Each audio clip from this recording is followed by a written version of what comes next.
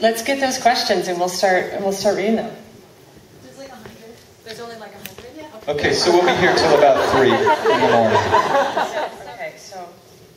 And they're written in the world's faintest pencil. Yes, here's one. Okay. This one's for you, Steve. How can I deal with rejection? I didn't mean it like that.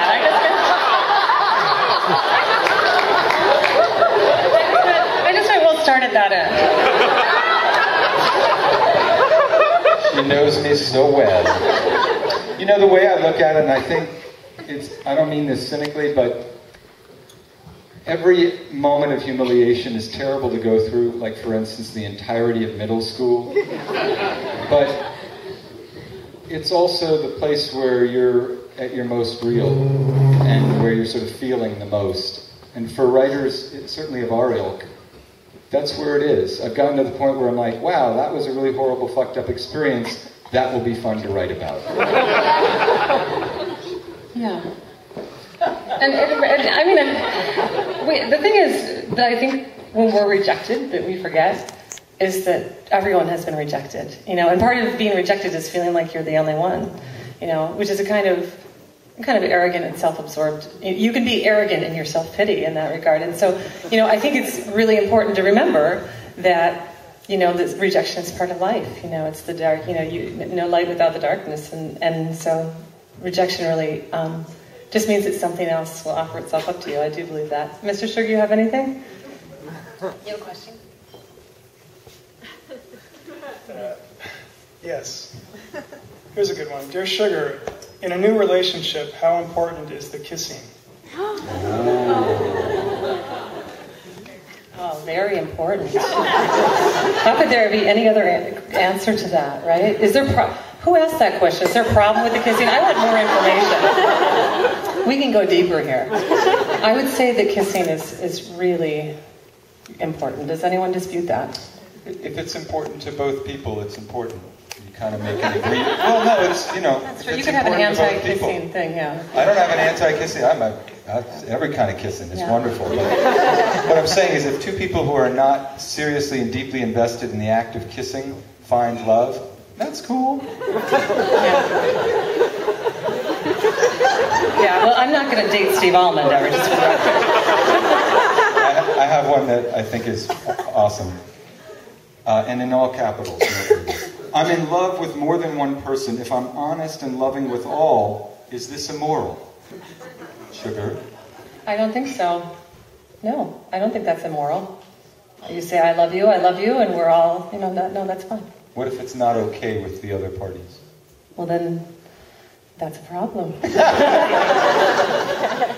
that other party can choose to make a choice about their life and leave the person who is not going to be exclusive with them, right?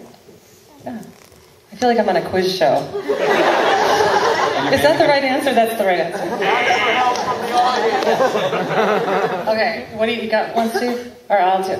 When it comes time to pass the Dear Sugar mantle to another, who will be included on your short list? That's a great question. Honestly, when I was sitting here listening, the interesting thing is, it's true, I did write Steve Almond a fan letter, and I knew him, but I didn't know he was writing the Dear Sugar column. And I just happened upon the column when I happened upon the Rumpus. And I loved it so much. I thought he was great, and or I thought he or she was. And I was really afraid to write this email to this Sugar at therumpus.net, because I was aware that this Sugar would be able to see my email address, but I didn't know who I was sending it to. And so, you know, I was very guarded in my admiration. I remember saying, you know, I feel a little bit funny in case you know who I am. And you were too guarded in your admiration. Yeah. And what I think is, and Sugar never replied to me. So he gets one fan letter and he doesn't thank me.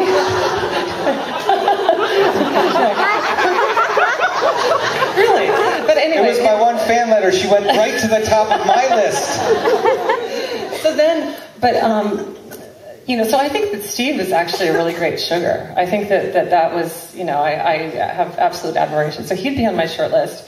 Who else? You know, I think that my friend Lydia Yuknovich, who some of you know, yeah, she lives in Portland like I do. We're in the same writers group. A lot of people, when they read The Chronology of Water, her memoir, really thought that she was sugar.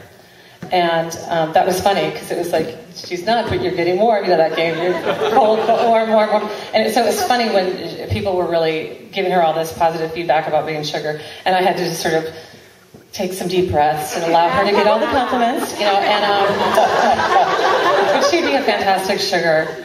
And who else? You know, there's so many really wonderful writers. Antonia Crane is here in the audience. I think she'd be a really fascinating and fabulous sugar. So, I have one for both of you guys. These questions, by the way, were all terrific. Once I finally deciphered them, they're like, it's like you guys are for real. They're awesome. Dear Sugar, what do you do when you have empathic overload? Like when it's too much?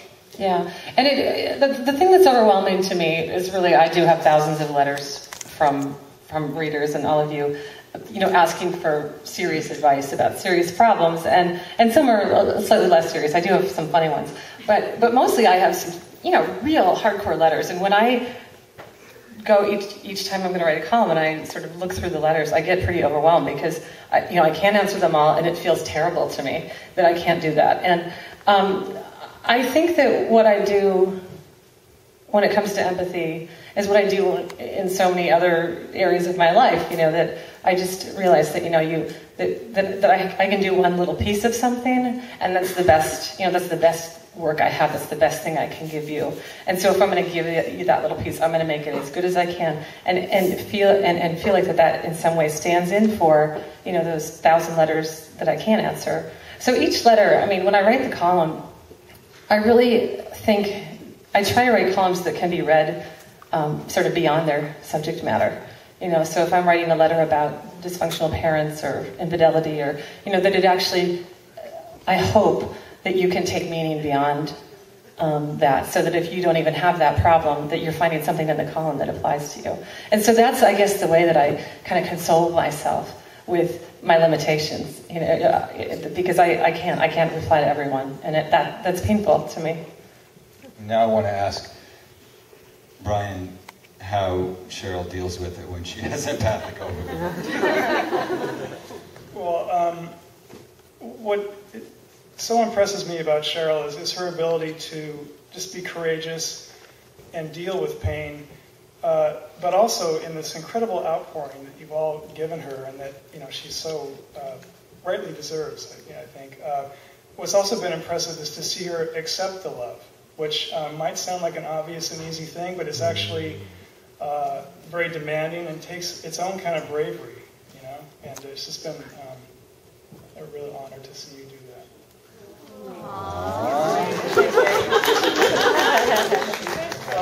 There's a couple of questions that I think I'll just read as a series, and you guys can answer them. Sugar, how do I have hope for my future? Also, I love you. And what's the biggest love mistake people make? Well, starting from the back, having made some love mistakes, the biggest one, and, you know, I guess you make it all the time, is just, if you're not honest with yourself, you're going to fuck somebody over. Bottom line. You know, we could take apart the various ways in which that might happen, but that's the bottom line. If you're not honest with yourself, somebody's probably going to get hurt. You're going to get hurt, but somebody, and I can think of a zillion different instances that aren't just infidelity or adultery or the sort of the big capital letter sins against beloved people, but just the ones that you're committing kind of every day on BART, or, you know, in your interactions at work. And, you know, anytime you're sort of pushing self-deception out into the world, generally the result is going to be that somebody's going to get hurt, and eventually it's going to boomerang. That's been my experience. Yeah, I think that's really wise. And this is maybe just a different version of what Steve's saying. I agree with him entirely, but I was also going to say, the first thing that came to my mind is, you know, there's a difference between loving someone so that they can kind of fill the missing pieces of you or the holes that are in you, and finding a partner who completes you. And the difference is so fine. There's such a fine line between those two things that it's almost impossible to see up close. It's only in retrospect, I think, that in my own life that I've seen, okay, well, in this relationship, I needed someone to give me this thing because I lacked it, or I needed to sort of cling onto that person so that he could take me to what I thought was a different place. And then finding a partner like Brian, who, there are absolutely ways that that he consoles me in a really really deep kind of spiritual, psychological level. We have a lot of things in common. We have, in terms of our families and our pasts and our childhoods, we come from the same pond in a lot of ways, and I think that's really important. And I feel really fed and nurtured by that. But by the time I met him, I didn't need someone to make me okay. We just came together and were better together. And so, but you have to just sort of grow up and love a bunch of people and get lucky, in the end. So there's a lot of chance in that too, don't you think? Okay, this is getting kind of sad. Who's going to cry first? I can make you guys cry. Okay. Dearest Sugar, am I doing it right? Love, Jessica. Jessica. Anyone named Jessica is definitely doing it right.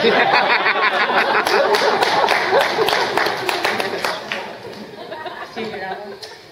You notice they haven't given me any questions. I'm just standing here. Somebody wants to know what you think of Dan Savage. What you think of Dan Savage? I have a lot. I like Dan Savage. I think he's funny and smart, and I think he's absolutely brought the conversation about sex, just to a whole different level in our culture. And I'm absolutely grateful for the writing he's done, and I just think he's wonderful. I think he's harsher than I would be. I think that's pretty obvious.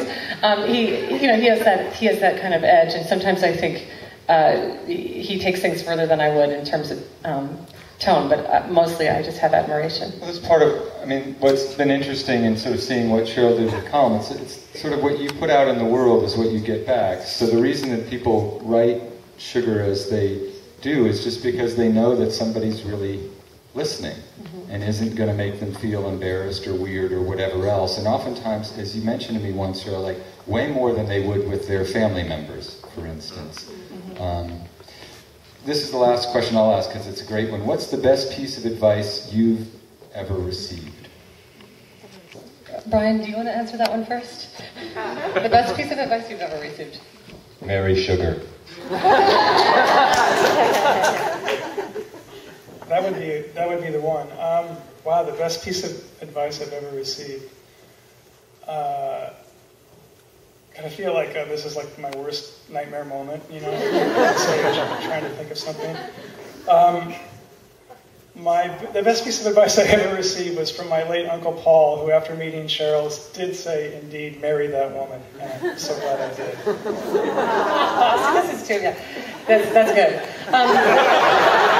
Yeah, that's good. No, really, it's funny one of the challenges of writing an advice column is that a lot of the best advice, a lot of the most important, really important advice sort of boils down to these very basic, essential things that I, as in my column, have repeated time and time again.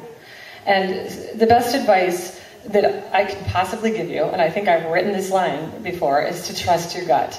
To listen to the core, to know that, that truth lives within you, and make sense of it. Like, your job here is to, follow that thing. Janine was up here, so wonderful, doing this wonderful, stand-up comic routine. But what most of it was about was trusting the core, and she made all this all these jokes about that and stuff. But what she didn't do for a really long time is let herself be the person she needed to be. And so then when she became that person, you know, she became this wonderful person who could perform for us.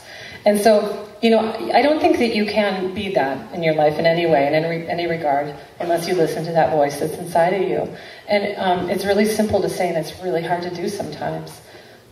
That's the best advice I have. I think we should let Cheryl say a final. Okay. Yeah. Yeah.